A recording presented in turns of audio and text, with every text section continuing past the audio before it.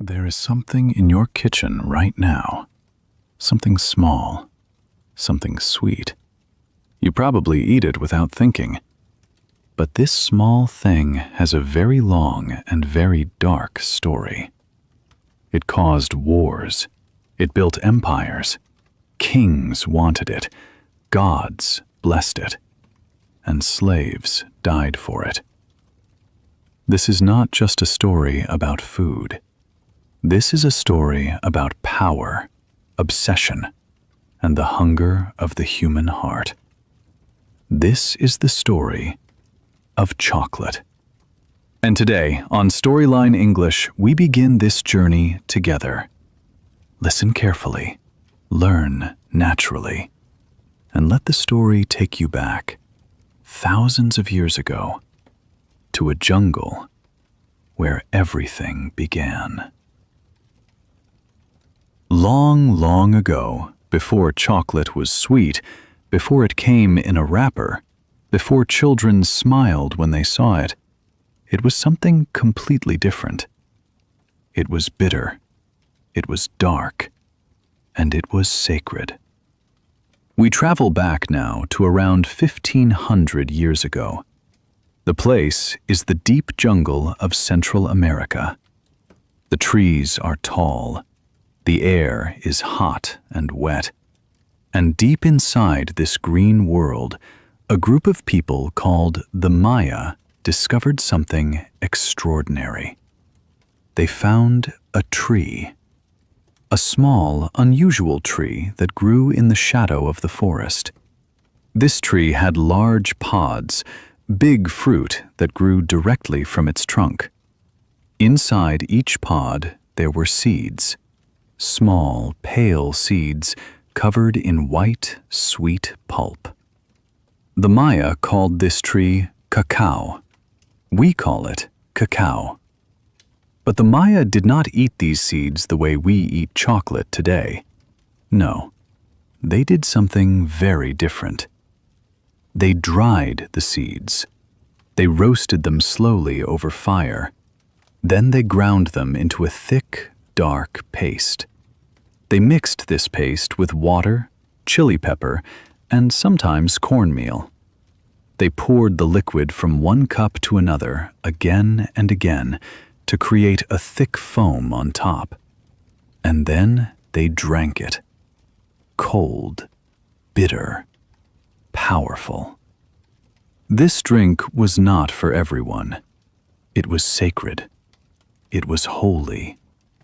The Maya believed that cacao was a gift from the gods.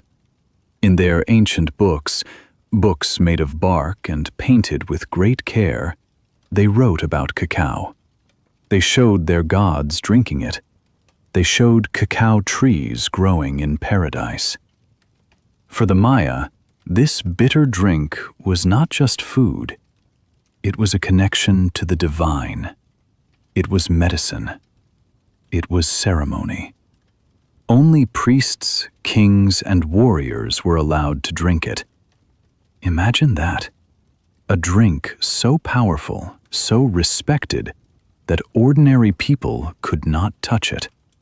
A drink that the Maya believed could give strength, wisdom, and even visions from the gods. And here is something beautiful about this moment in history. This discovery, this quiet moment in the jungle. It was the beginning of one of the greatest stories in human history. But no one knew it yet, not even the Maya themselves.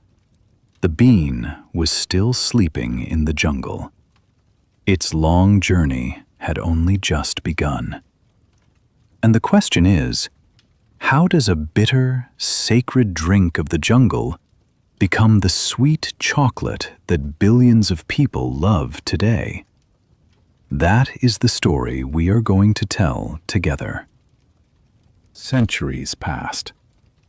The Maya civilization slowly changed. But the cacao bean did not disappear. It traveled. It moved north. And it found a new home inside one of the most powerful empires the world had ever seen. The Aztec Empire. By the year 1400, the Aztecs controlled a vast land in what is now Mexico. Their capital city was called Tenochtitlan. It was a magnificent city built on a lake with great temples, busy markets, and thousands of people moving through its streets every day. And in this great city, the cacao bean became something no one had ever imagined before. It became money. Yes, you heard that correctly. The cacao bean was currency. If you wanted to buy a turkey in the Aztec market, you paid with cacao beans. If you wanted to hire a worker, you paid with cacao beans. If you wanted to buy clothes, food, or even freedom, you used cacao beans. Historians tell us that 100 cacao beans could buy a good canoe. 10 cacao beans could buy a rabbit. The bean was so valuable that people actually tried to fake it. They made false cacao beans out of clay and painted them to look real. Imagine, people were counterfeiting chocolate, just like fake money today. But for the Aztec emperor and his nobles, cacao was more than money. It was still sacred. The Aztec god Quetzalcoatl, the feathered serpent, one of the most powerful gods in their religion, was said to have given cacao to humanity as a divine gift. And the emperor himself, the great Moctezuma II, was said to drink 50 cups of cacao every single day. 50 cups. His drink was called chocolatl, a word that means bitter water. And this word, spoken thousands of years ago in an ancient empire, is the word that became our word, chocolate. Moctezuma drank his chocolatl from golden cups. After each cup, the cup was thrown away. It was not washed. It was not reused, because the drink was too holy to be touched twice by the same vessel. The Aztecs added different things to their drink: vanilla, honey, and sometimes the bright red powder from a plant called annatto to give it a deep blood-red color. The drink was thick, foamy, and still bitter, still powerful. Still nothing like the chocolate we know today. But something was about to change everything. Something enormous. Something violent. Because in the year 1519, a group of men arrived on the coast of Mexico. They came from across the ocean. They carried weapons made of metal, and they had never tasted cacao before. Their arrival would destroy an empire, but it would also carry the secret of chocolate across the ocean and change the world forever. Who were these men, and what did they do with the sacred bean of the gods? The story is about to take a very dark turn. His name was Hernan Cortés. He was a Spanish explorer, ambitious, ruthless, and hungry for gold. In 1519, he landed on the coast of Mexico with a small army of soldiers. He had heard stories of a great empire to the west, an empire of gold and power. And so he marched inland. What he found was beyond anything he had imagined. He found Tenochtitlan. He found Moctezuma. He found a civilization more advanced than many in Europe at that time. And he found cacao. According to some historical accounts, Moctezuma welcomed Cortés as a guest, perhaps even as a god. He offered him the royal chocolatl drink, served in golden cups. Cortés tasted it. He did not love it at first. It was bitter, strange, nothing like the food he knew from Spain. But Cortés was a smart man. He looked around him. He saw that cacao beans were used as money. He saw that they were guarded like treasure. He saw that the most powerful man in the empire drank it every day. And he understood. This bitter drink had power. Real power. Within 2 years, the Aztec Empire was destroyed. Moctezuma was dead. Tenochtitlan was burning. And the Spanish took everything. The gold, the land, the people, and yes, the cacao beans. Cortés brought cacao back to Spain around 1528. But here is the fascinating part of this story. For nearly 100 years, chocolate was a secret in Europe. Spain kept it hidden. The Spanish royal family drank it. Spanish monks prepared it behind the walls of their monasteries, and no one else in Europe knew. The Spanish added something important to the drink. They added sugar. They removed the chili pepper. They served it hot instead of cold. And slowly, very slowly, the bitter, sacred drink of the gods became something softer, sweeter, warmer. It was still a luxury. It was still only for the powerful. But it was changing. It was becoming something new. It was becoming something that Europe and the world would soon go mad for. But the story of chocolate is not only a story of taste, it is also a story of pain. Because behind every cup of sweet, warm chocolate in the royal courts of Spain, there was suffering. The cacao plantations needed workers, thousands of them, and the Spanish found those workers in the cruelest way imaginable. This is the part of chocolate's history that is often forgotten, the part that is hidden behind the sweetness. And if we are going to tell this story honestly, we must go there too. Because the journey of chocolate is beautiful and dark at the same time, just like the bean itself. By the early 1600s, the secret of chocolate had escaped from Spain. It traveled to Italy, then to France, then to England, Austria, and the rest of Europe. And everywhere it went, it caused the same reaction. People wanted more.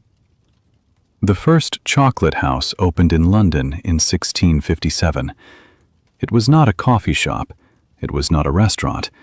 It was a place where wealthy men gathered to drink chocolate, talk about politics, and make business deals.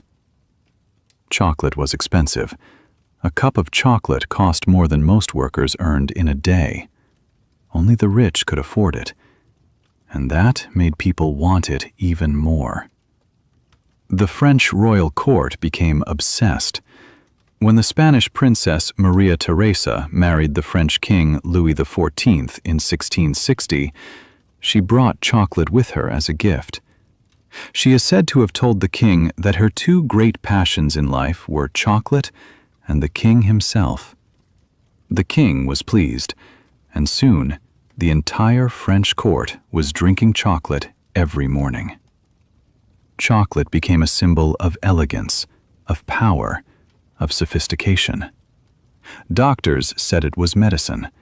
They said it cured sadness, gave energy, and helped digestion. Whether that was true or not, people believed it, and they drank more and more. But here is the dark side of this beautiful European love story. To feed this growing obsession, someone had to grow the cacao. And cacao grew in hot, tropical lands, in the Caribbean, in West Africa, in South America. The plantation owners needed workers, and they chose the most terrible solution imaginable. They brought enslaved people from Africa. Millions of men, women, and children, taken from their homes by force, transported across the ocean in horrifying conditions, and forced to work on plantations under brutal treatment. The history of chocolate is deeply connected to the history of slavery. This is a fact that we must say clearly and honestly. Every cup of chocolate enjoyed by the kings and queens of Europe, every fashionable gathering in a London chocolate house, it was made possible by the suffering of enslaved people thousands of miles away. This is the weight that chocolate carries in its history, a weight that is important to remember. And yet, the world's appetite for chocolate only grew. It did not stop. It did not slow down. Because something was coming, something that would take chocolate out of the cups of kings and put it into the hands of every single person on Earth. Something called the Industrial Revolution. And it would change chocolate forever. The year is 1828. A Dutch chemist named Conrad van Houten is standing in his laboratory in Amsterdam. He has been working on a problem for a long time. Chocolate drinks are delicious, yes, but they are oily, inconsistent, and difficult to make. The fat from the cacao bean, called cocoa butter, makes the drink heavy and hard to mix with water. Van Houten invents something remarkable. He builds a hydraulic press, a machine that squeezes the cacao paste with great force and separates the cocoa butter from the dry solids. What remains is a dry, fine powder. Cocoa powder. Suddenly, chocolate is easier to make, cheaper to produce, and smoother to drink. This invention opens a door, and through that door walks the modern chocolate industry. In 1847, a British company called J.S. Fry and Sons mixes cocoa powder, cocoa butter, and sugar together and presses the mixture into a mold. The result is the first solid chocolate bar, not a drink, not a paste, a bar. Something you can hold in your hand, something you can break and share, something portable, affordable, and deeply satisfying. The world had never seen anything like it. Then, in 1875, a Swiss man named Daniel Peter has an idea. He mixes chocolate with condensed milk, a new product invented by his neighbor Henri Nestlé. The result is milk chocolate, softer, creamier, sweeter, and almost impossible to resist. By the late 1800s, names like Cadbury, Nestlé, Lindt, and Hershey were building factories and selling chocolate to millions of ordinary people. For the first time in thousands of years, chocolate was no longer only for kings and gods. It was for everyone. A child in London could now buy a small bar of chocolate for a penny. A worker in America could enjoy a sweet moment after a long day. The sacred, bitter drink of Mayan priests had become the most democratic food in the world. But even as chocolate spread joy around the globe, the problems of the past did not disappear. Many chocolate companies still depended on cacao grown in places far away, places where workers were still treated unfairly, where children sometimes worked in dangerous conditions on farms in West Africa. The story of chocolate is never simple. It is always both beautiful and uncomfortable at the same time. Just like the best stories, it contains light and shadow together. And today, in the 21st century, chocolate is a $170 billion industry. Billions of bars are sold every year, in every country, in every season. And every time someone unwraps a piece of chocolate, they are holding something ancient, something that began in a jungle, in a ceremony, in a sacred cup held by a Mayan priest 2,000 years ago. The journey of the cacao bean is one of the most extraordinary adventures in human history. A journey of discovery, obsession, darkness, and sweetness, all at once. And so, we reach the end of our story today. The story of chocolate, a small bean that changed the whole world. Take a moment and think about that journey. It started in a quiet jungle. It was sacred and bitter. It was guarded by priests and kings. It crossed oceans. It fed the greed of empires. It brought both beauty and suffering. And finally, it reached your hands. Every time you eat a piece of chocolate, you are holding thousands of years of human history, thousands of years of discovery, struggle, creativity, and transformation. And hey, that is a pretty extraordinary thing. There is a lesson in this story, a quiet but important one. The things we love most in life often have a complex history, a history full of both light and darkness. And when we learn that history, when we really listen and understand, we become wiser. We start to see the world a little more clearly. And that is exactly what stories do.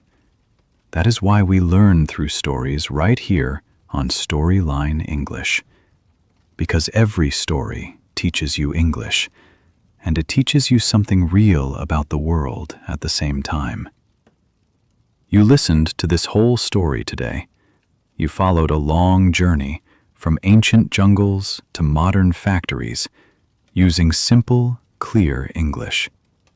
And that is something to be genuinely proud of. Your English is growing, one story at a time, one word at a time, one journey at a time. So if this story stayed with you, if you learned something new today, or you just enjoyed the ride, go ahead and drop a comment below. Tell us what surprised you most about the history of chocolate. We would really love to hear from you. And if you want to keep learning English through stories like this one, make sure you subscribe to Storyline English. Our next story is already waiting for you. Another journey, another discovery, another adventure. We will see you there.